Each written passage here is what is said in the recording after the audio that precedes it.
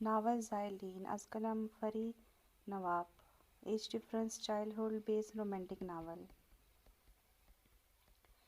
یہ سوات کے علاقے میں واقع ایک چھوٹا سا گاؤں تھا، ہریالی سے بھرا، اونچے اونچے پہاڑ، رہے بھرے درخت، پہاڑوں پر بنے خوبصورت سے گھر، عرضی علاقہ قدرت کا ایک حسین شاہکار تھا۔ انہی پہاڑوں میں سے ایک پہاڑ پر وہ اونچی حویلی پورے شان سے کھڑی تھی، خان زمان کی حویلی۔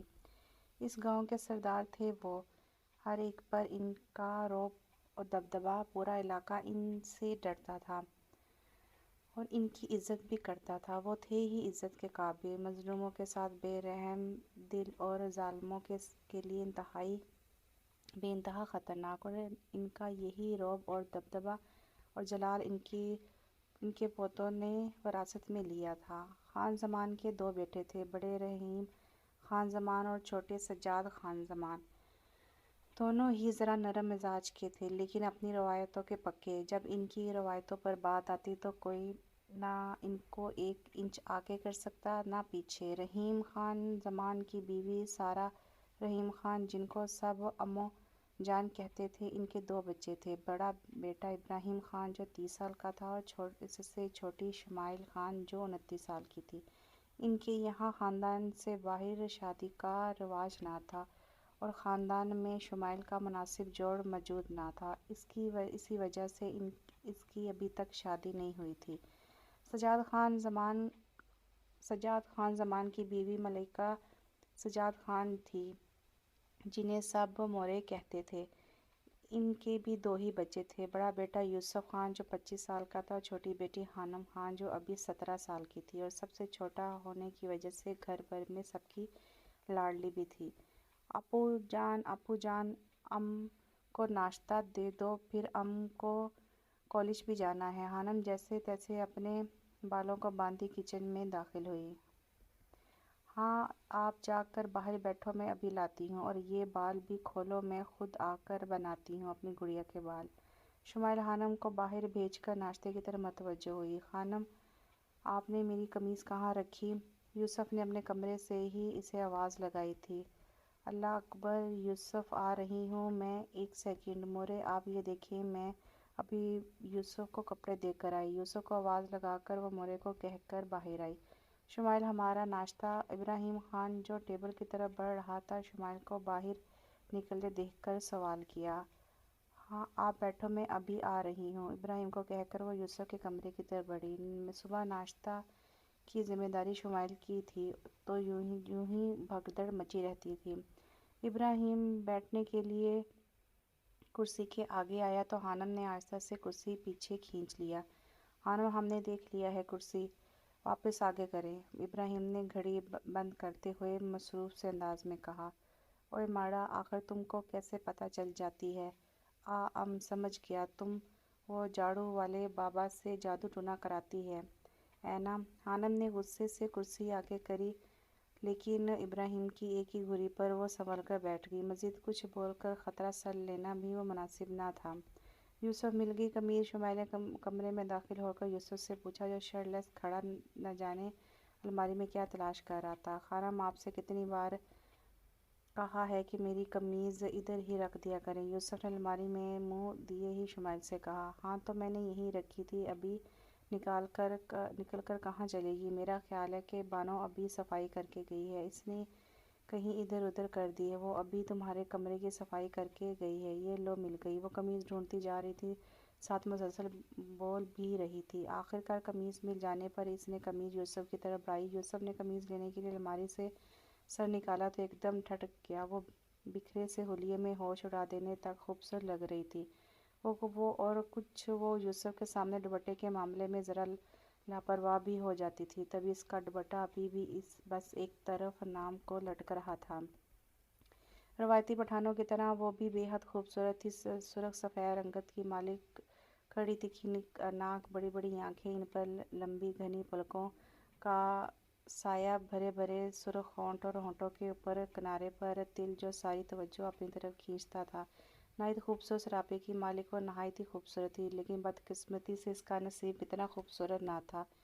یوسف کون سی دنیا میں چلے گئے؟ شمائل کے ہاتھ لانے پر وہ ہوش میں آیا۔ کچھ نہیں، آپ جائیں، میں آ رہا ہوں۔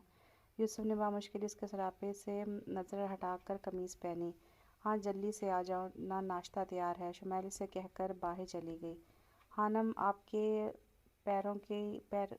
خانم آپ کے پیپروں کی تیاری کیسی چل رہی ہے؟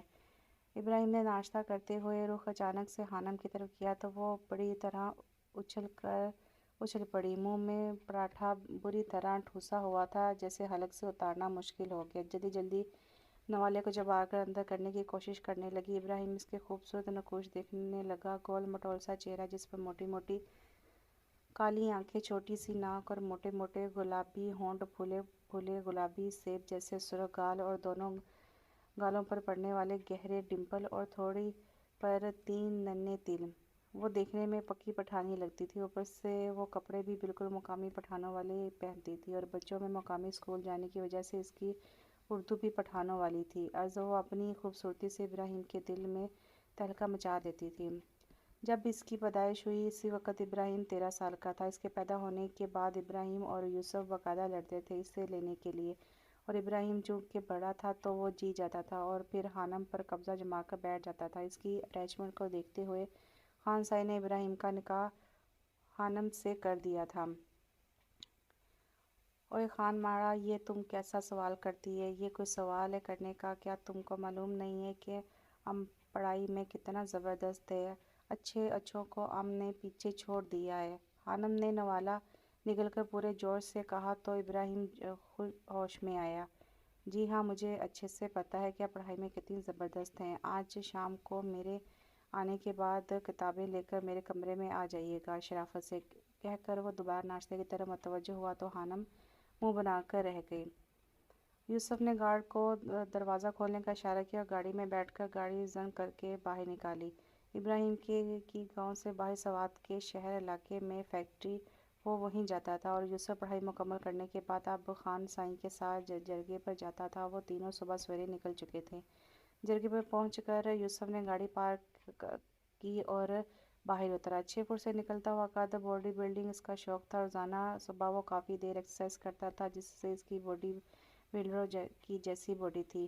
سرخ و سفید رنگت، کھڑی ناک، کالے سلکی بال، بھرے بھرے سرخ ہونٹ، عرض وہ خوبصورتی کا شاہکار تھا۔ گل خان بھاگا بھاگا آیا۔ آ جائیں خان، آپ کا ہی انتظار تھا۔ یوسف خان کے ساتھ اندر بیٹھا۔ اندر تمام سردار اپنی اپنی نشستوں پر برجمان تھے۔ وہ آگے بڑھ کر خان سائی کے برابر میں بیٹھ گیا۔ اس کے بیٹھتے ہی جرگے کی شروعات ہوئی۔ ہاں تو ذیشان ملک، تم نے ہماری زمینوں پر ناجائز قبضہ کیا ہوا ہے، اور کہہ رہے ہو کہ ہم نے وہ تمہیں بیچی ہیں، حالانکہ یہاں موجود سب لوگ جانتے ہیں کہ بات اس کے خلاف ہے۔ تم نے ہماری زمینوں پر ناجائز قبضہ کر رکھا ہے۔ خان سائی کی رعبدار آواز گونجی۔ خان سائی، یہ تو آپ نے غلط بات کر دی۔ آپ بھی جانتے ہیں اور میں بھی جانتا ہوں کہ وہ زمینیں میرے قبضے سے نکالنا مشکل ہی ناممکن ہے۔ تو جی، اب بات یہ ہے کہ میں آپ کے بلاوے کو مدنظر رکھتے ہوئے آ تو گیا، لیکن یہ جرگے ورگے کی کسی بات کو تو میں نہیں مانتا۔ تو جی آپ بیٹھو، میں چلتا ہوں۔ ذیشان ملک سر تا ہاتھ لے جاتے بیٹھک سے باہر نکل گیا۔ پیچھے خان سائی غصے سے کھولتے رہ گئے۔ یوسف نے بڑے غور سے ذیشان ملک کی یہ اکڑ دیکھی تھی۔ ابراہیم نے فیکٹری کے باہر کار پارک کی اور اتر کر اندر آ گیا۔ چند ملازمین اس کے ساتھ ہو لیے۔ اس کی سیکرٹری تیزی سے آج کا شیڈول ڈکٹیٹ کر رہی تھی۔ سر عفان ملک آپ کے آفس میں آپ کا انتظار کر رہے ہیں۔ آخر میں اس کی سیکرٹری فارحہ نے جھجکتے ہوئے خبر دی، اور وہ اس کے غصے سے اچھی طرح واقف تھی۔ اور وہ کس کی اجازت سے میرے آفس میں بیٹھا ہے؟ ابراہیم نے سرد نگاہوں سے فارحہ کو دیکھا تو فارحہ نے شرمندگی سے سر جھکا لیا۔ سوری سر، میں نے انہیں روکنے کی کوشش کی تھی، لیکن ٹھیک ہے۔ ابراہیم نے ہاتھ اٹھا کر اس کی بات کاٹی اور کمرے کے اندر بڑھ گیا۔ او کیا حال ہے ابراہیم خان؟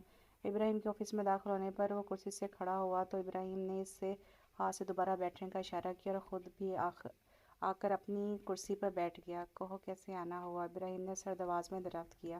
بس کیا بتائیں، تم نے جو ہماری ڈیل سے انکار کر دیا تو سوچا خود تم سے ملاقات کریں۔ عفان ملک نے مسکرا کر کہا، میں تمہیں پہلے ہی منع کر چکا ہوں عفان، اس ڈیل سے تمہیں تو فائدہ ہوگا لیکن میرا نقصان ہی نقصان ہے۔ اور ابراہیم کبھی گھاٹے کا سودا نہیں کرتا۔ بہت خوب، لیکن تم بھول رہے ہو کہ ہم نے تمہیں پیشکش کی تھی۔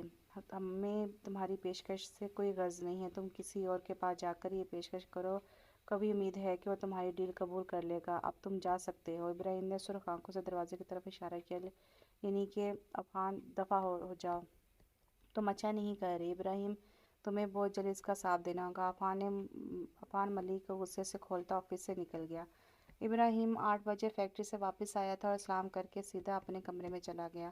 خانم، جاؤ بچے جا کر دیکھو، ابراہیم کو کچھ چاہیے تو اسے دو، بچہ تھکا ہوا آیا ہے۔ مورے نے خانم کو کہا، جو کب سے ابراہیم سے چھپنے کی کوشش کر رہی تھی کہ کہیں وہ اسے پڑھانے ہی نہ بلا لے، پڑھائی سے تو ویسے ہی اس کی جان جاتی تھی۔ امو جان، تم دیکھتا ہے نا یہ ہمارا امورے ہم سے دشمنی کرتا ہے، ہم کو نہیں جانا وہ خان ہر دفعہ ہم کو غصہ کر کے بھگا دیتا ہے۔ خانم نے امو جان کی گود میں سر چھپایا۔ نہیں، تم ادھر آؤ ذرا، آج تو میں تمہاری مار لگا ہی دوں۔ ماں تو دشمن ہے نا تمہاری، اور کتنی مرتبہ بولا ہے ابراہیم سے آپ کر کے بات کیا کرو۔ مورے نے اسے اپنے پاؤں سے چپل نکالی اور تو وہ جلدی سے اوپر ابراہیم کے کمرے کی طرف بھاگ گئی۔ تیری سادگی، تیری عاجزی، تیری ہر ادا کمال ہے، مجھے فخر ہے، مجھے ناز ہے، میرا یار بے مثال ہے۔ وہ دھاڑے سے دروازہ کھول کر اندر داخل ہوئی تھی، لیکن سامنے کھڑے خان کو دیکھ کر اس کی آنکھیں پھٹی کی پھٹی رہ گئیں۔ اوئے خانن، یہ تم کیا کرتی ہے؟ ابھی امو جان کو جا کر بتاتا ہے کہ تم اپنے پیٹ پر ٹیٹو بنواتی ہے، وہ بھی اتنا بڑا۔ خانم، جس نے پہلی مرتبہ ابراہیم کو شرٹلیس دیکھا تھا، اس کے سینے سے لے کر پیٹ تک آتے کو بڑا کا ٹیٹو کو دیکھ کر فوراً امو جان کو شکایت لگانے چل پڑی۔ خانم خان، ادھر آئیے فوراً۔ ابراہیم، جو کہ ابھی آفس سے آیا تھا اور شرٹ اتار کر نہانے جا رہا تھا، پہلے تو خانم کے دھڑم سے دروازہ کھول کر اندر آنے پر پھڑک گیا اور اب خانم کو باہر جاتے دیکھ کر دوڑا۔ اوئی ماں! خانم ابراہیم کی دھاڑ پر اچھل پڑی۔ خبردار، جو آپ نے امو جان کو جا کر کوئی الٹی سیدھی بات بولی، وہ شوق ہے نا آپ کو اپنا اور ہمارا مذاق بنوانے کا؟ ابراہیم نے اسے غصے سے گھورا تو خانم نے جلدی سے اپنا سر نفی میں ہلایا۔ گڈ، اب جائیے اور اپنی کتاب لے کر آئیے، اور خبردار جو اب نو کیے بغیر ہمارے کمرے میں آئیں تو۔ ابراہیم کی بات پر خانم فوراً کمرے سے باہر نکل گئی تو ابراہیم نے گہری سانس بھری، وہ ہمیشہ اسے ایسے ہی مشکل میں ڈال دیتی تھی۔ یوسف اپنے کام نپٹا کر جرگے سے واپس آیا تو شمائل کچن میں تھی، باقی سب اپنے اپنے کمروں میں تھے۔ اس وقت سب سے بڑے عموماً آرام کرتے تھے۔ پھر 1 گھنٹے بعد تقریباً 9 تک کھانے کا ٹائم ہوتا تھا۔ وہ کچن میں آئے تو شمائل، جو کچن میں کھڑی کچھ کام کر رہی تھی، کھٹکے کی آواز پر پلٹی۔ کچھ چاہیے کیا؟ شمائل نے سوالیہ نظروں سے پوچھا۔ جی، میں کہہ رہا تھا کہ آپ باہر آ جائیں نا، باتیں کرتے ہیں، یوسف نے شمائل سے کہا۔ یہ ان کا روز کا معمول تھا کہ یوسف جب شام کو واپس آتا تو وہ دونوں باہر لان میں بیٹھ کر گپیں لگاتے۔ ہاں، تم جا کر بیٹھو، میں بس ابھی آئی۔ شمائل نے اشارہ کیا تو یوسف باہر لان میں رکھی کرسیوں میں سے ایک کرسی گھسیٹ کر بیٹھ گیا۔ کچھ ہی دیر میں شمائل بھی کافی کے 2 مگ پکڑے باہر آ گئی۔ تو پھر آج آپ نے پورا دن کیا کیا؟ شمائل نے بیٹھنے کے بعد یوسف ہی سے سوال کیا۔ کچھ خاص نہیں، وہی عام سی روٹین، مورے اور امو جان کے ساتھ گھر کے کام سمیٹے، پڑھائی کی، خانم کو بھی تھوڑا پڑھایا۔ ابھی کچھ دنوں بعد پلوشی کی شادی ہے نا تو۔ اور بھی بہت کچھ بول رہی تھی، لیکن یوسف بس اس کے ہلتے ہونٹوں کو دیکھ رہا تھا۔ بھرے بھرے سرخ رنگ کے اناری ہونٹ یوسف کے دل میں طوفان مچا رہے تھے۔ پھول ہے گلاب کا، گلاب کیا چیز، ہونٹ تیرے چوم لوں، شراب کیا چیز ہے۔ پچھلے کئی دنوں سے اس کی یہی حالت تھی۔ جب بے ساختہ اس کا دل چاہا کہ وہ ان ہونٹوں کو چھو کر دیکھے، تب شمائل کی آواز سے ہوش میں آتا۔ یوسف، یوسف، تم بیٹھے بیٹھے کہاں کھو جاتے ہو؟ تم نے کچھ سنا بھی جو میں نے کہا؟ شمائل ناراضگی سے لیے سے گھور رہی تھی۔ جی ہاں، جی، میں نے سب سن لیا۔ شمائل کی ناراضگی پر وہ گڑبڑایا تو شمائل پھر سے پلوشی کی شادی کی کہانیاں سنانا شروع ہو گئی۔ یوسف نے بھی سارے الٹے سیدھے خیالوں کو ذہن سے جھٹکا اور غور سے اس کی باتیں سننے لگا۔ تقریباً 10 منٹ بعد خانم اپنی کتابوں کا ڈھیر اٹھائے کمرے میں داخل ہوئی اور ساری کتابیں لا کر بیڈ پر پٹک دی۔ ابراہیم نے اس کی ناراضگی کا نوٹس نہیں لیا۔ چلیں میچ نکالیں۔ خان، یہ تم ام کے ساتھ اچھی نہیں کر رہی، تم سے اللہ پوچھے گا، خانم ناراضگی سے کہتی بیڈ پر ابراہیم کے برابر میں پورے حق سے برجمان ہوئی۔ ابراہیم نے مسکرا کر اس کی اس حرکت کو دیکھا تھا۔ اچھا چلو جلدی سے ایکسرسائز 10 کے فرسٹ 3 کوشچن سولو کریں اور جو سمجھ نہیں آ رہا وہ پوچھیں۔ ابراہیم نے مسکراہٹ دبا کر کہا اور دوبارہ سے موبائل میں مصروف ہو گیا۔ ایک کتاب تم کو کیڑا پڑے، تمہیں لکھنے والے کو اللہ جہنم وصال کرے، تم گلو سڑو، ہے اللہ ماری میری زندگی عذاب ہو گئی۔ وہ آہستہ آواز سے بڑبڑاتی کتاب کھولنے لگی۔ بامشکل 10 منٹ ہی گزرے تھے کہ خانم نے آنکھیں بند کر کے اپنا سر ابراہیم کے شانے پر ٹکایا اور سو گئی۔ اس کا دوپٹہ شانے سے ڈھلک کر نیچے کہیں پڑا اپنی قسمت کو رو رہا تھا۔ خانم اٹھے، کھانا تو کھا لیں۔ ابراہیم نے آہستگی سے اسے آواز دی لیکن وہ بہت گہری نیند سو گئی تھی۔ ابراہیم نے آہستہ سے اس کے سر کے نیچے ہاتھ رکھ کر اسے بیڈ پر لٹایا اور اس کی ناک چومی۔ ابھی وہ مزید کوئی پیش قدمی کرتا کہ دروازہ بجا۔ وہ جلدی سے خانم کو لٹا کر اٹھا، دروازہ کھولا۔ سامنے ہی شمائل کھڑی تھی۔ ابراہیم آ کر کھانا کھا لو اور خانم یہاں ہے؟ ہاں یہیں ہے، سو گئی۔ تم جاؤ میں ابھی آتا ہوں۔ شمائل کے جانے کے بعد ابراہیم نے دروازہ بند کیا۔ خانم کے دوپٹے کو اٹھا کر سائڈ پر رکھا، کتابیں اٹھا کر شیلف پر رکھیں، پھر اسے صحیح سے کمبل اوڑھ کر لائٹ بند کر کے باہر آ گیا۔ ابراہیم بیٹے خانم کہاں ہے؟ امو جان نے اسے اکیلے آتے دیکھ کر پوچھا۔ امو جان وہ سو گئی ہے، کافی گہری نیند میں ہے تو میں نے اٹھانا مناسب نہیں سمجھا۔ اس کی بات پر امو جان نے سر ہلا دیا جبکہ مورے سر پکڑ کر رہ گئی۔ خانم کے سامنے جیسے کتابیں آتی ہیں وہ فوراً بے ہوش ہو جاتی ہے۔ اگلے دن صبح وہ ناشتے سے فارغ ہو کر جرگے کو جانے کے لیے نکلنے لگے۔ ابراہیم اپنے کمرے میں تھا، خانم کالج جا چکی تھی، باقی سب بھی اپنے اپنے کام نپٹا رہے تھے جب اس کا فون بجا۔ ہاں ایاز، تم نے پہنچا دیا اسے فارم ہاؤس؟ ہاں اچھا اسے وہیں باندھ کر رکھو، میں آ کر اس کے ہوش ٹھکانے لگاتا ہوں۔ اوکے اللہ حافظ۔ کس کے دماغ ٹھکانے لگانے جا رہے ہو تم؟ وہ ابھی راہداری سے نکل ہی رہا تھا جب شمائل کی آواز پر اس کے پاؤں زنجیر ہوئے۔ کچھ ضروری کام ہے، وہی نپٹانے جا رہا ہوں، آ جاؤں گا ابھی، وہ سرد آواز میں کہہ کر باہر نکلنے لگا جب شمائل کی آواز نے پھر اسے روک دیا۔ یہ تم مجھ سے کیسے بات کر رہے ہو یوسف؟ میں 4 سال بڑی ہوں تم سے۔ اور یوسف کا دماغ جو پہلے ہی گرم ہو رہا تھا اس کی بات پر اس کا میٹر شارٹ ہوا۔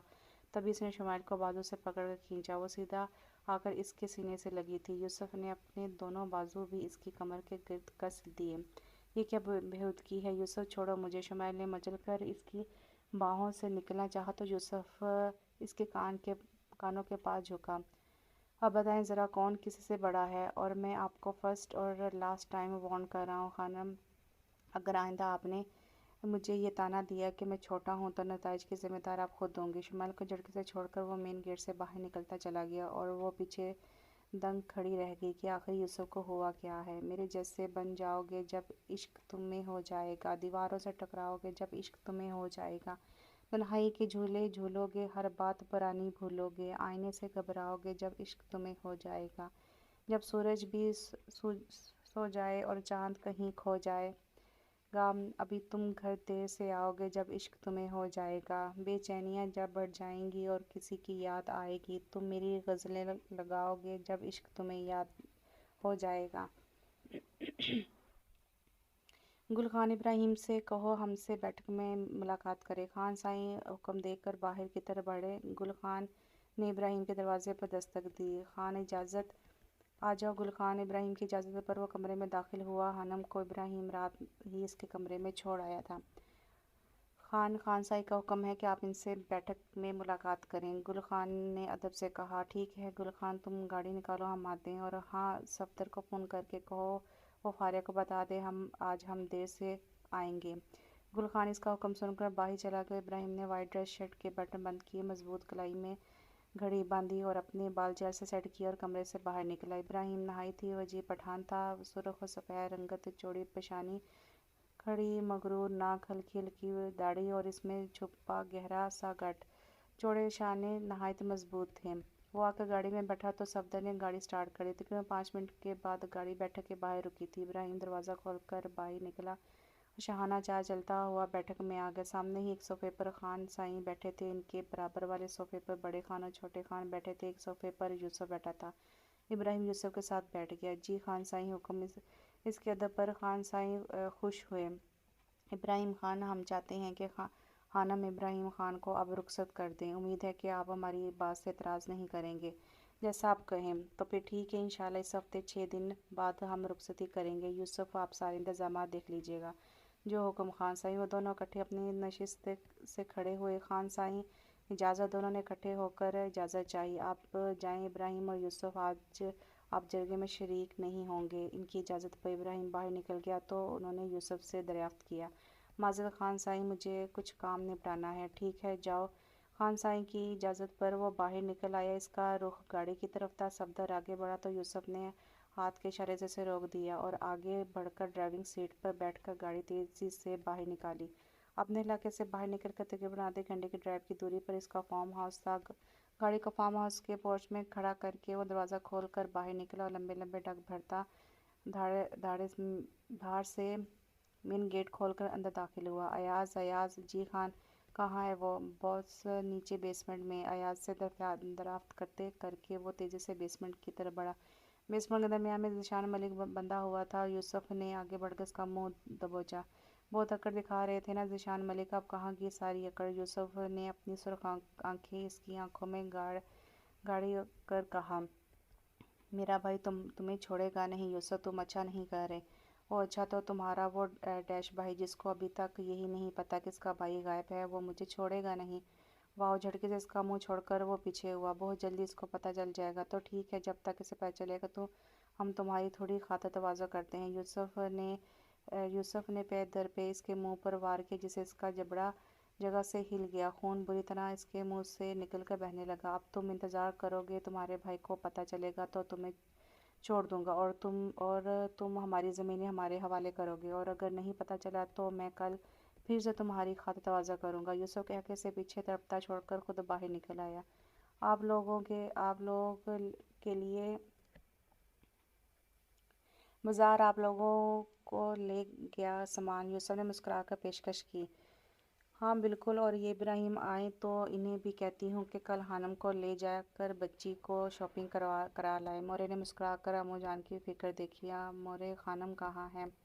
यूसुफ, बच्चे वो किचन में हैं और ये हानम भी पता नहीं कहाँ रह गई। कुछ नहीं हो सकता इस लड़की का, आप बैठे, मैं देख कर आती हूँ। मोरे उठने लगी तो यूसुफ ने इन्हें दोबारा बैठा दिया। आप रुके, मैं देख कर आता हूँ। यूसुफ उठा और किचन की तरफ बढ़ा। किचन में सिर्फ शुमाइल थी। हानम शायद ऊपर चली गई थी।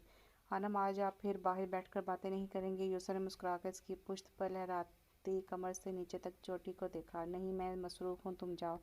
नाराज़गी से कहकर इसने अपना रुख मज़ीद मोड़ लिया। आप नाराज़ हैं मुझसे? नहीं, मैं क्यों तुमसे नाराज़ हूँ? किसी नाराज़ नाराज़ लहजे में कहा। मैंने आपसे बदतमीज़ी की थी सुबह, तो ये क्या मुझसे नाराज़ हैं? यूसुफ ने मज़े से स्लैब से टेक लगाकर बाजू सीने पर बांधे तो इसके बाजू के मसल्स वाज़ा हुए। इसे अब शुमाइल की नाराज़गी मज़ीद मज़ा दे रही थी। अच्छा, बहुत जल्दी ख्याल आ गया तुम्हें मेरी नाराज़गी का? इसने मुड़कर यूसुफ को घूरा। आपने बात ही ऐसी की थी, मैंने कोई गलत बात नहीं की थी, और तुमने मुझे बताया ही नहीं कि तुम क्या बात कर रहे थे सुबह। सच्ची सच्ची बताओ यूसुफ, कहीं किसी लड़की का तो चक्कर नहीं है? तुमने किसी लड़की को तो नहीं किडनैप कर लिया? शुमाइल ने मशकूक नज़रों से इसे देखा तो यूसुफ हंस दिया। नहीं खानम, अभी तो किसी लड़के को किडनैप नहीं किया, लेकिन बहुत जल्द ही करूँगा। यूसुफ ने इसके कान के पास झुककर मायने खेज से सरगोशी में कहा, आप अपने नन्हे से दिमाग पे इतना जोर ना दें। मज़े से कहता वो किचन से निकल गया और वो पीछे इसकी बातों में उलझती रह गई।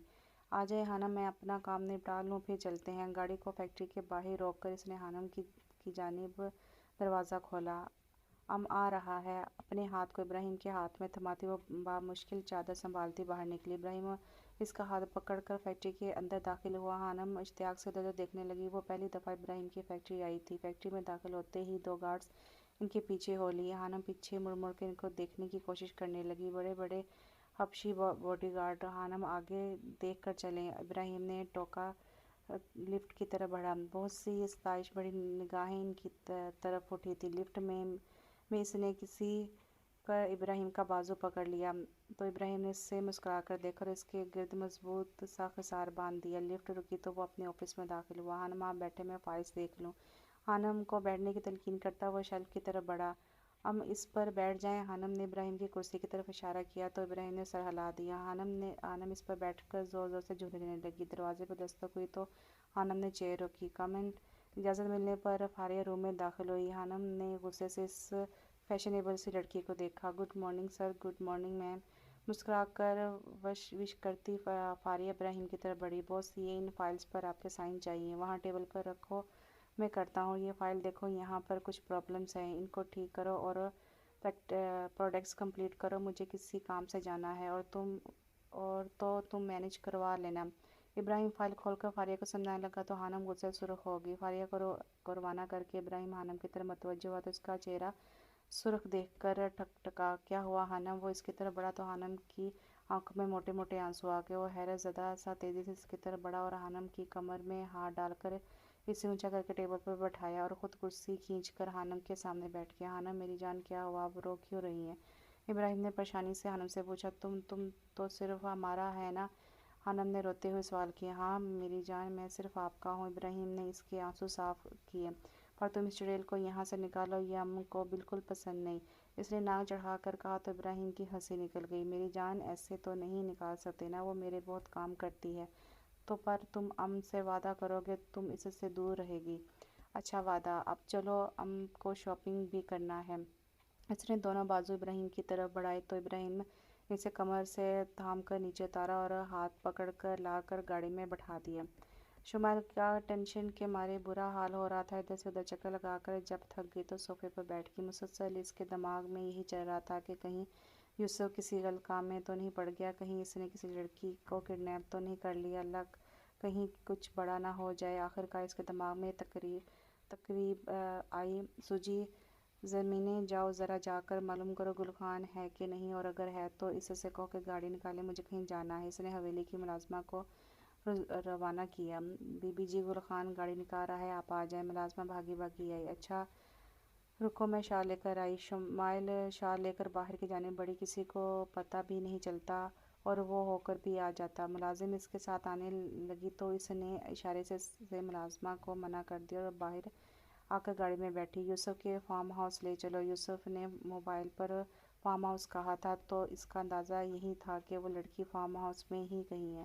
جی بیگم صاحبہ، جو حکم۔ آدھے پونے گھنٹے کی ڈرائیو کے بعد گاڑی فارم ہاؤس میں رکی۔ چوکیدار گل خان کو دیکھ کر دروازہ کھول دیا۔ گل خان، کسی کو خبر نہ ہو ہمارے یہاں آنے کے بارے میں، اور تم رکو میں تھوڑی دیر میں آتی ہوں۔ شمائل کہہ کر اندر کی طرف بڑھی، لیکن درمیان میں ہی ایاز مل گیا۔ اس کو وہاں دیکھ کر ایاز بڑی طرح ٹھٹکا۔ بیگم صاحبہ، آپ یہاں خیریت؟ ایاز نے نظریں جھکا کر ادب سے کہا۔ ہاں مجھے کچھ کام تھا، ہٹو راستے سے۔ ایاز کو سائڈ پر کر کے وہ اندر گھسی اور اوپر والے فلور کی طرف بڑھی۔ ایاز نے جلدی سے موبائل نکال کر یوسف کو کال ملائی۔ باس ایک بڑی گڑبڑ ہو گئی، وہ بیگم صاحبہ یہاں آ گئی ہیں۔ دوسری طرف سے کال اٹھانے جانے پر وہ فوراً بولا۔ دوسری طرف یوسف بری طرح ٹھٹکا۔ امو جان اور مورے کو اس کے ساتھ تھیں اور شمائل ابراہیم کے ساتھ، تو پھر یہ اور نو۔ ایاز، انہیں روکو فوراً۔ وہ زوردار آواز میں دھاڑا اور باہر کو بھاگا۔ امو جان، ایک بہت ضروری کام ہے، آدھا گھنٹہ لگے گا، یہ صفدر آپ لوگوں کے ساتھ ہے۔ امو جان کو اطلاع کر کے وہ گاڑی میں تقریباً 20 منٹ کا راستہ اس نے 15 منٹ میں طے کیا تھا۔ شمائل نے اوپر کے کمرے دیکھے، 10 منٹ تو اسے اسی میں لگ گئے۔ پھر وہ نیچے بیسمنٹ کی طرف بڑھی جب ایاز اس کے راستے میں حائل ہوا۔ بیگم صاحبہ، وہاں جانے کی اجازت نہیں ہے، ہٹو میرے راستے سے۔ ایاز، مجھے سب معلوم ہے کہ تم لوگ کیا چھپا رہے ہو، لیکن بیگم صاحبہ۔ ایاز نے کچھ کہنا چاہا لیکن شمائل اس کے سائڈ سے ہوتی نکلتی چلی گئی اور پیچھے ایاز بے بسی سے کھڑا رہ گیا۔ شمائل بیسمنٹ کا دروازہ کھول کر نیچے آئی تو سامنے کرسی پر کوئی بندھا ہوا تھا۔ وہ مزید آگے بڑھی تو اس آدمی کی بری حالت دیکھ کر اس نے منہ پر ہاتھ رکھ لیا۔ تبھی پیچھے سے کسی نے اسے بازو سے پکڑ کر کھینچا۔ شمائل کی چیخ نکل گئی۔ یوسف نے اس کے دونوں ہاتھوں کی کلائی جکڑ کر دیوار سے لگا دی، جس سے اس کے چہرے پر سے نقاب ہٹ گیا۔ شمائل دہشت زدہ سی اس کے چہرے کو دیکھ رہی تھی، جبکہ یوسف اس کے سرخ ہونٹوں کو، شمائل کے ہونٹ تو اسے ویسے بھی بہت اٹریکٹ کرتے تھے اور اب بالکل قریب۔ وہ بہک کر اس کے ہونٹوں پر جھکنے لگا۔ بہت ہی اعلیٰ یوسف خان، اپنی گرل فرینڈ کو لے کر آئے ہو، مجھے بھی کھولو، مل کر عیش کریں گے۔ ذیشان ملک کی آواز پر وہ ہوش میں آیا اور اس کے الفاظ پر شمائل کو چھوڑ کر طیش میں آ کر آگے بڑھا اور ایک زوردار پنچ اس کے منہ پر رسید کیا۔ پھر وہ پاگلوں کی طرح اسے مارتا گیا یہاں تک کہ ذیشان بے ہوش ہو گئی۔ اس نے سرخ آنکھوں اور تنی رگوں کے ساتھ مڑ کر دیکھا۔ شمائل پھٹی آنکھوں کے ساتھ منہ پر ہاتھ رکھے اپنی چیخوں کا گلا گھونٹ رہی تھی۔ یوسف نے غصے سے اس کا بازو دبوچا اور اسے گھسیٹتا ہوا باہر نکالا۔ ایاز اور گل خان کو وہ پہلے ہی بھیج چکا تھا۔ یوسف چھوڑو مجھے۔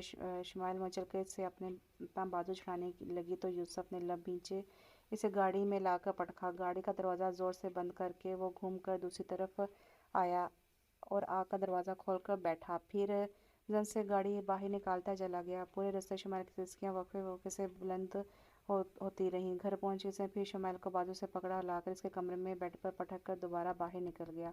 ان کو شاپنگ کرتے تقریباً آدھا گھنٹہ ہو گیا تھا، لیکن ابراہیم کو کچھ سمجھ ہی نہیں آ رہا تھا۔ او خان ماڑا ہم تک گیا ہے، بس ہم کو گر جانا ہے اب۔ او ماڑا ہم تک گیا ہے، بس ہم کو گر جانا ہے، خانم نے منہ بسور کر کہا۔ اچھا بس یہ لاسٹ شاپ، پھر ہم چلتے ہیں۔ ابراہیم خانم کو لے کر بوتیک میں داخل ہوا۔ کافی دیر تک تو ابراہیم کو کچھ پسند نہ آئے، جب آخر میں اس کی نظر ریڈ کلر کے لہنگے پہ پڑی۔ ڈیپ ریڈ بلیک کو جاتا ہوا وہ لہنگا نہایت ہی خوبصورت تھا۔ بس یہ ٹھیک ہے خانم، ہم یہ لے لیں گے۔ ابراہیم نے خانم کی رضامندی چاہی۔ او ماڑا اس کا پیچھے والا گلا تو کس قدر بڑا ہے، ہم یہ نہیں پہن سکتا۔ خانم نے اس کے بیک والے گلے کو دیکھ کر آنکھیں پھاڑی۔ اس کا بیک والا گلا واقعی بہت ڈیپ تھا، کمر سے ذرا اوپر آتا ہو۔ کوئی بات نہیں، ہم بیوٹیشین سے کہہ کر اس پر دوپٹہ سیٹ کروا دیں گے تو یہ صحیح ہو جائے گا، آپ اسے پیک کر دیں پلیز۔ خانم سے کہہ کر وہ شاپ کیپر سے مخاطب ہوا تو خانم نے اس کی جلد بازی پر منہ بنایا۔ ابراہیم وہ پیک کروا کر باہر نکلا۔ اوئے خان، تم نے ہم کو چلا چلا کر تھکا دیا، اب ہم کو آئس کریم کھلاؤ۔ خانم نے اسے آستین سے پکڑ کر متوجہ کیا۔ اچھا آپ یہاں کھڑی ہو، میں لے کر آتا ہوں، اور یہاں سے ادھر ادھر نہیں ہونا۔ ابراہیم فوڈ کورٹ کے کارنر پر سائڈ پر اسے کھڑا کر کے آئس کریم پارلر کی طرف بڑھا۔ رش اس قدر تھا کہ بیٹھنے کے لیے کوئی جگہ ہی خالی نہیں تھی۔ اب ابراہیم کو گئے بامشکل 15 منٹ ہوئے تھے جب کوئی پیچھے سے آ کر خانم سے ٹکرایا۔ اوئے ماڑا، وہ لڑکا جو معافی مانگنے لگا تھا خانم کی آواز پر خافت سے اس سے مسکرایا اور اشارے سے اپنے دوستوں کو بھی بلا لیا۔ او ماڑا پٹھان کا بچہ، تم اندھی ہے کیا، تم کو نظر نہیں آتی اتنا بڑا کھڑا ہے؟ پاگل کا بچہ، خانم کی زبان فل تیزی سے چل رہی تھی، اسے سانس ہی نہ ہوا جب ان 5 لڑکوں نے اسے گھیر لیا۔ اور دیکھو تو دوستو کیا پیس ہے، واہ پٹھانی، ان میں سے ایک خواص سے کہتا آگے بڑھا اور خانم کی کلائی سے پکڑا۔ اوئے چوڑا ہم کو چھوڑ، اوئے چھوڑ ہم کو چھوڑ۔ خانم نے زور سے اس کی کلائی پر کاٹا جس سے اس نے غصے سے کلائی کھینچی۔ خانم نے جھک کر اپنی چپل اٹھائی اور دے مار 4.5 چپل اٹھا کر اس کے منہ پر لگی۔ اس کی حرکتوں پر لوگوں کا جھرمٹ لگ گیا، سب مزے سے اسے چھوٹی نمونی کو دیکھنے لگے، سب کو صرف انجوائمنٹ سے غرض تھی۔ ابراہیم جو بھی آرڈر دے رہا تھا خانم کو اتنے لڑکوں میں گھیرے دیکھ کر تو طیش میں آ کر آگے بڑھا اور زوردار مکہ خانم کے سامنے کھڑے لڑکے کو رسید کیا۔ باقی سب تو اس کے تیور دیکھ کر ہی وہاں سے نکل گئے۔ تمہاری ہمت بھی کیسے ہوئی میری بیوی کو ہاتھ لگانے کی؟ وہ اس قدر زور سے دھڑا کہ وہاں کھڑے سارے کے سارے لوگ کانپ گئے۔ مال کی انتظامیہ بھاگی بھاگی آ گئی تھی۔ سر چھوڑ دیں پلیز، مینیجر نے غصے سے بھرے شیر کو روکنے میں ہلکان ہو رہا تھا۔ او خان چھوڑو اسے، وہ مر جائے گی۔ خانم نے گھبرا کر اسے بازو سے پکڑ کر کھینچا تو ابراہیم تھوڑا سا پیچھے ہوا۔ وہ لڑکا جلدی سے اٹھ کر بھاگ گیا۔ مینیجر نے ابراہیم کو ٹھنڈا کیا تو وہ غصے میں خانم کا ہاتھ پکڑ کر باہر نکل گئی۔ 4 دن گزر گئے تھے، آج مہندی کا فنکشن تھا۔ اس دن سے اب تک شمائل کی یوسف سے بات نہیں تھی، وہ بری طرح سے اسے نظر انداز کر رہی تھی۔ خانم کو تو اسی رات مورے نے مائیوں میں بٹھا دیا تھا، اب تک اس کا ابراہیم سے سامنا نہیں ہوا تھا۔ وہ ویسے بھی اپنی فیکٹری کے معاملات میں الجھا ہوا تھا۔ یوسف نے ذیشان ملک کو ہسپتال پہنچا دیا۔ رات کو فنکشن تھا جو باہر لان میں ارینج کیا گیا تھا۔ تیاری پوری تھی۔ خانم نے خوبصورت سی فراک پہنی ہوئی تھی جس کی باڈی بلو اور فال پنک اور دوپٹہ اورنج کلر کا تھا، وہ بالکل گڑیا لگ رہی تھی۔ مہکتے پھولوں کی جویلری پہنے، لائٹ سا میک اپ کیے، شمائل نے 7 رنگی انارکلی فراک پہنی تھی جس میں اس کی گلابی رنگت کھل رہی تھی۔ ابراہیم نے سفید شلوار قمیض اور بلو واسکٹ پہنی ہوئی تھی اور یوسف نے سفید شلوار قمیض پر چادر پہنی ہوئی تھی۔ اوئے اپو جان، تم کتنا پیارا لگ رہا ہے نا امو جان؟ خانم نے اشتیاق سے شمائل کو دیکھ کر کہا۔ جی ماشاء اللہ، آج تو میری دونوں بیٹیاں ہی بہت پیاری لگ رہی ہیں، امو جان نے مسکرا کر دونوں کی تعریف کی۔ مورے نے نم آنکھوں سے مسکرا کر ان کی محبت کو دیکھا۔ انہیں شمائل کے لیے بہت دکھ ہوتا تھا، اچھی بھلی اتنی پیاری لڑکی رسموں کی بھیڑ چڑھ گئی تھی اور وہ 29 سال کی ہو گئی تھی۔ اسی سال کبھی کبھی مورے سوچتی کہ شمائل کو یوسف کی بیوی بنا دے، لیکن پھر بڑے خان اپنے شوہروں کے مزاج کو دیکھ کر چپ ہو جاتی کہ جانتی تھی کہ اگر وہ غلطی سے بھی بات منہ سے نکالتی تو طوفان کھڑا ہو جانا تھا۔ بڑی بی بی، خان صاحب کہہ رہے ہیں کہ بی بی کو باہر لے آئیں۔ زرمینے نے آ کر خبر دی تو شمائل نے خانم کو کھڑا کیے، اسے سہارا دیے وہ باہر لائی اور لا کر ابراہیم کے برابر میں بٹھا دی۔ ابراہیم نے گہری نظروں سے اس کے روپ کو آنکھوں کے ذریعے دل میں اتارا تھا۔ ماشاء اللہ، چھوٹی بہن کے نصیب دیکھو، کیسا چاند سا دولہا ملا ہے، بیچاری بڑی بہن چیچی کسی خاتون کی آواز کان میں پڑی تو شمائل نے مسکرا کر آنسو اندر اتارے۔ پتہ نہیں وہ کس نے سنا تھا۔ وہ خانم کو بٹھا کر خاموشی سے اوپر چھت پر آ گئی۔ یوسف نے جب ان خاتون کی بات سنی تو ایک فیصلہ کرتا شمائل کے پیچھے اوپر چلا آیا۔ خانم! یوسف کی آواز پر شمائل نے جلدی سے آنسو صاف کیے۔ تم یہاں کیا کر رہے ہو؟ یوسف نیچے جا کر اپنا کام نپٹاؤ۔ کھوکھلی ہنسی ہنستے اس نے ہلکے سے یوسف کو ڈانٹا۔ ایک بات پوچھوں آپ سے؟ یوسف نے آگے بڑھ کر اس کا مومی ہاتھ اپنے مضبوط ہاتھوں میں لیا۔ پوچھو۔ شمائل نے مسکرا کر یوسف کو دیکھا۔ مجھ سے شادی کریں گی؟ اور شمائل کو لگا کہ ساتوں آسمان اس کے سر پر آ گرے ہوں۔ 2 سیکنڈ کے لیے تو وہ سکتے میں چلی گئی اور پھر چٹاک وہ اپنی پوری قوت لگا کر اس نے یوسف کو تھپڑ مارا تھا۔ اس غیر متوقع تھپڑ سے یوسف پیچھے کو لڑکھڑایا۔ اس نے بے یقینی سے گال پر ہاتھ رکھ کر شمائل کو دیکھا۔ شمائل روتی ہوئی نیچے بھاگ گئی اور اوپر یوسف غصے سے مٹھیاں بھینج کر رہ گیا۔ اسے شمائل سے یہ توقع نہیں تھی۔ مہندی کا فنکشن خیر خیریت سے گزر گیا۔ شمائل کی گرم جوتگی سب نے محسوس کی تھی، لیکن مورے نے اس کی طبیعت خرابی کا بہانہ کر دیا تھا۔ آج بارات کا دن تھا۔ صبح سے سب تیاری میں مصروف تھے۔ آخرکار فنکشن کا ٹائم بھی آ پہنچا۔ خانم پارلر سے تیار ہوئی تھی، ٹوٹ کر روپ آیا تھا اس پر۔ شمائل گھر میں ہی تیار ہو گئی تھی۔ 9 بجے وہ لوگ شادی ہال میں پہنچے تھے۔ سب سے پہلے خانم اور ابراہیم کو اسٹیج پر بٹھایا۔ خانم نے ابراہیم کے کان میں سرگوشی کی۔ جی خان کی جان۔ ابراہیم اس کی طرز مخاطب پر فدا ہوا۔ آج تو ویسے بھی وہ ابراہیم کے دل میں قیامت مچا رہی تھی۔ خان اچھا تو لگ رہا ہے نا؟ خانم نے فکرمندی سے پوچھا۔ بے انتہا خوبصورت، ابراہیم نے جذب سے کہا۔ تو پر تم کی تعریف کب کرے گا؟ پلوشے نے کہا تھا کہ آج تم کی تعریف کرے گا۔ میری جان، جب ہم بیڈ روم میں جائیں گے تو پھر میں اچھے سے آپ کی تعریف کروں گا، ابراہیم نے معنی خیزی سے کہا۔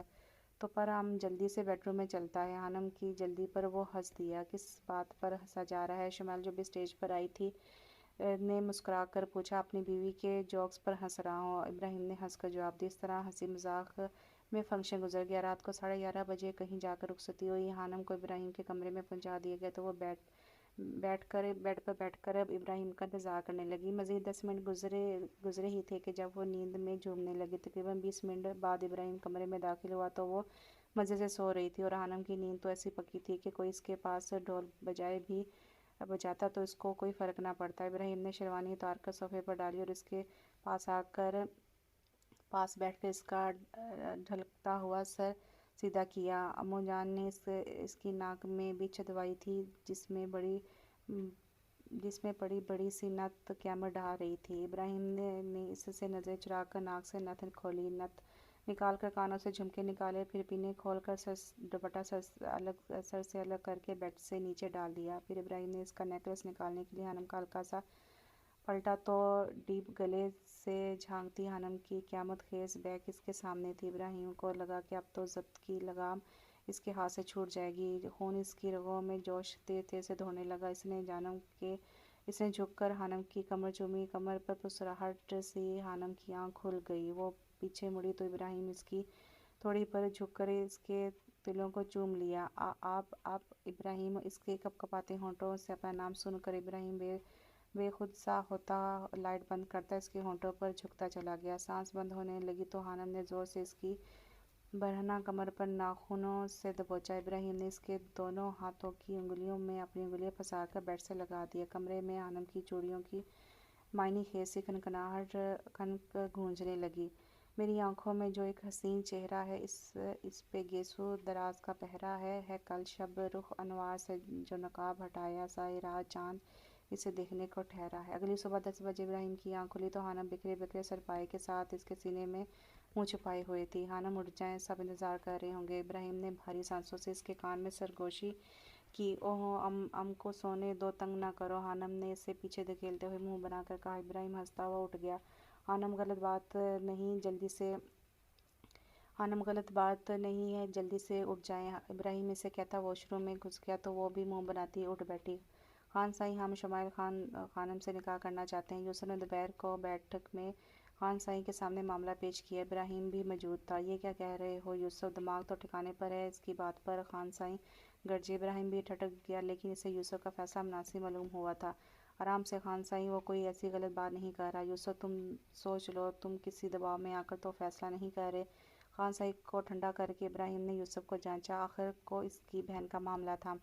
ہرگز نہیں، میں کسی دباؤ میں فیصلہ نہیں کر رہا، بلکہ میں ان سے محبت کرتا ہوں۔ وہ یوسف جو کسی سے نہیں ڈرتا تھا، اپنے بڑوں کے سامنے محبت کا اقرار کرتے ہوئے جھجک گیا۔ ابراہیم اس کے انداز پر مسکرایا۔ بہت خوب بیٹے، سائیں اپنے سے 4 سال بڑی بہن سے محبت کی پنگیں بڑھاتے شرم نہیں آئی؟ خان سائیں نے تنزیہ۔ یوسف نے غصے سے مٹھیاں بھینچ لیں۔ خان سائیں، شمائل صرف میری بہن ہے، یوسف کی نہیں، اور عمر کا فرق میٹر نہیں کرتا، ابراہیم نے کہا تو خان سائیں سوچنے پر مجبور ہو گئے۔ ٹھیک ہے، ہاں، پھر ہم کل آپ کے ولیمے میں یوسف کا نکاح کریں گے۔ خان سائیں جو ان بیٹوں سے مخالفت کر کے انہیں باغی نہیں کر سکتے تھے، اس لیے حامی بھر لی۔ خان سائیں، ہم رخصتی بھی چاہتے ہیں، اب یہ بہت زیادہ ہو رہا ہے یوسف۔ خان سائیں ناراضگی سے بولے۔ ابراہیم تو بیٹھا اس کے انداز پر ہنسی دبا رہا تھا۔ خان سائیں پلیز، یوسف کے منت بھرے انداز پر خان سائیں نے حامی بھری۔ ابراہیم بیٹھک سے چلا گیا تھا اور ہانم شرمائی لیڈیز میں بیٹھی تھی۔ ہانم، بتاؤ نا ابراہیم بھائی نے کیا کہا؟ شمائل نے مسلسل اس کو چھیڑ رہی تھی، جس سے وہ خود بھی سمٹی جا رہی تھی۔ مورے دیکھو نا، امن کو تنگ کر رہا ہے اپو جان، ہانم نے روتی شکل بنا کر مورے سے کہا تو انہوں نے بھی ہنسی دبا کر شمائل کو مصنوعی سا گھورا۔ تبھی ابراہیم اور یوسف وہاں آئے تھے۔ ابراہیم نے آگے بڑھ کر شمائل کو گلے لگایا اور اس کے سر پر بوسہ دیا، دلچسپی سے ہانم کا گلابی روپ ملاحظہ کیا۔ امو جان، مورے، ہم نے فیصلہ کیا ہے کہ کل میرے ولیمے کے ساتھ ابراہیم اور شمائل کا یوسف اور شمائل کا نکاح میرے ولیمے کے ساتھ یوسف اور شمائل کا نکاح اور رخصتی ہے۔ امید ہے آپ لوگوں کو کوئی اعتراض نہیں ہے۔ 2 سیکنڈ کو تو وہاں بیٹھے سب افراد کو سخت طاری ہو گیا تھا۔ پھر سب سے پہلے ہانم کی جوش بھری آواز گونجی تھی، اوئے ام کا اپو جان اور لالا کا شادی، اوئے اوئے۔ خوشی سے اچھلتے اس نے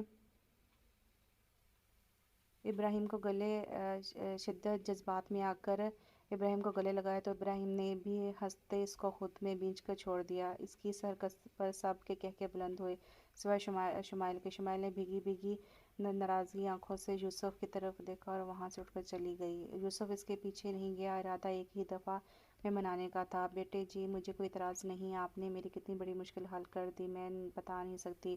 امو جان روتے روتے ہنس دی تو مورے نے انہیں گلے لگا لیا۔ اگلی رات سب تیاریاں مکمل تھیں۔ شمائل کے لیے ارجنٹ بیس پر جوڑا منگوایا گیا۔ نیوی بلو اور سلور رنگ کا وہ جوڑا شمائل پر بے انتہا خوبصورت لگ رہا تھا۔ یوسف نے شلوار قمیض پر ڈارک بلو ویسٹ کوٹ پہنی ہوئی تھی، ہانم نے لائٹ پنک اور لائٹ بلو کلر کی فراک پہنی ہوئی تھی اور ابراہیم نے سفید شلوار قمیض کے ساتھ شال پہنی ہوئی تھی۔ نکاح کے مراحل طے ہوئے، پھر دونوں جوڑوں کو لے جا کر اسٹیج پر بٹھایا گیا۔ تمام رسموں سے فارغ ہو کر رخصتی کا وقت آیا تو شمائل وہ بلک کر روئی کہ اسے سنبھالنا مشکل ہو گیا۔ بڑی مشکل سے سنبھالا تو رخصتی ہوئی۔ اسے لے جا کر یوسف کے کمرے میں بٹھایا گیا۔ یوسف جب کمرے میں آیا تو کمرے کی ہر چیز تہس نہس تھی، اور وہ خود نیچے بیٹھی رو رہی تھی۔ دوپٹہ بھی دور پڑا تھا۔ یوسف اطمینان سے چلتا الماری تک آیا، اپنا ایک ٹراؤزر نکالا اور ڈریسنگ روم میں گھس گیا۔ تقریباً 2 منٹ بعد وہ واپس آیا تو وہ اسی پوزیشن میں بیٹھی رو رہی تھی۔ یوسف نے اسے پکڑ کر کھڑا کیا تو وہ بری طرح یوسف پر جھپٹ پڑی تو یوسف نے اس کی دونوں کلائیاں پکڑ کر دیوار سے لگائیں۔ قسم لے لے خانم، اگر آپ مجھے اس دن تھپڑ نہ مارتی تو میں کبھی آپ سے زبردستی نہ کرتا، یوسف نے کہا۔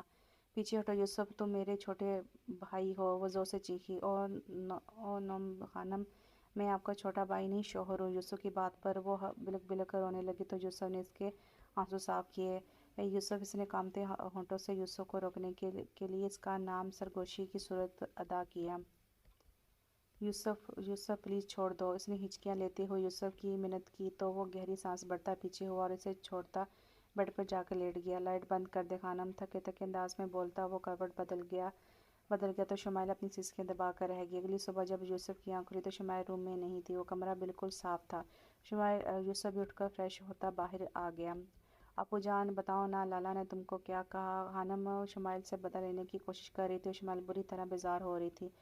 جاؤ خانم، بیٹھ کر ناشتہ کرو، پریشان نہ کرو، شمائل نے اس کی حرکتوں پر بیزاری سے کہا۔ تم جا کر آرام کے ساتھ اپو جان، وہ منہ بسور کر کہتی پاؤں پٹک کر باہر چل دی۔ 3 دن گزر گئے تھے۔ یوسف نے شمائل سے بالکل بات کرنا چھوڑی ہوئی تھی، اسی وجہ سے شمائل حد سے زیادہ چڑچڑی ہو رہی تھی اور یوسف اس کا یہ بدلا انداز بخوبی دیکھ رہا تھا۔ شمائل کی حالت کے پیش نظر اس نے ولیمے کو مؤخر کر دیا تھا۔ خانم، رات کو میرے دوست نے دعوت دی ہے اور وہاں جانا ہے، تیار رہیے گا۔ यूसुफ सर्द अंदाज में कहकर वॉशरूम चला गया तो शुमाइल को गुस्सा आ गया। मतलब हद ही होगी, अपने से बड़ी बीवी से बात करने की कोई तमीज़ होती है कि नहीं। वो गुस्से में ज़ोर ज़ोर से चीज़ों को उठाकर पटकने लगी। यूसुफ के बेरुखी ने इसे वाकई पागल कर दिया था। ज़ीशान मेरे भाई, तुम फिक्र ना करो, आज तो मैं इस हरामजादे से तुम्हारा बदला लेकर रहूँगा। बस तुम देखते जाओ मैं कैसे इसे तड़पाता हूँ। अफान मलिक ने नफ़रत से अपने नापाक अज़ाइम का इज़हार किया। यूसुफ ने जब इसे ज़ीशान मलिक को मुँह पर मारा था तो इस वक्त इसका जबड़ा हिल गया था और वो बोलने से महरूम हो गया था।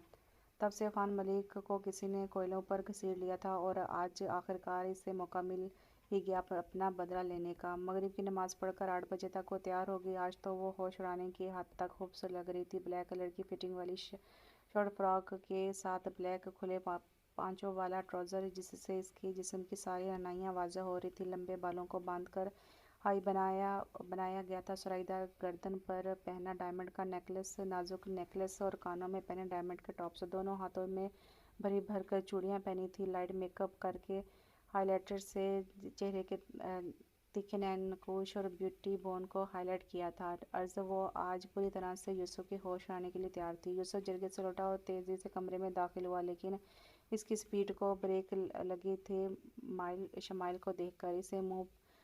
अपने मुंह जोर जज्बात के आगे बांधते वो संजीदगी से चलता आगे आया और शमाइल की ब्यूटी बोन पर लगे हाइलाइटर को बेदर्दी से अपने अंगूठे से मसल दिया। फिर वो लंबे लंबे डग भरे वॉशरूम में बंद हो गए। इसकी बेरुखी पर शमाइल के आंसू निकल आए। इब्राहिम अभी फैक्ट्री से वापस आया था कि आकर वो सीधा कमरे में घुसा, लेकिन बेड पर नाराज सी बैठी हानम को देखकर इसे हंसी कंट्रोल करना मुश्किल हो गई। बड़ी मुश्किल से हंसी दबाता वो सीरियस चेहरा बनाता हानम के बराबर में नींदराज हुआ।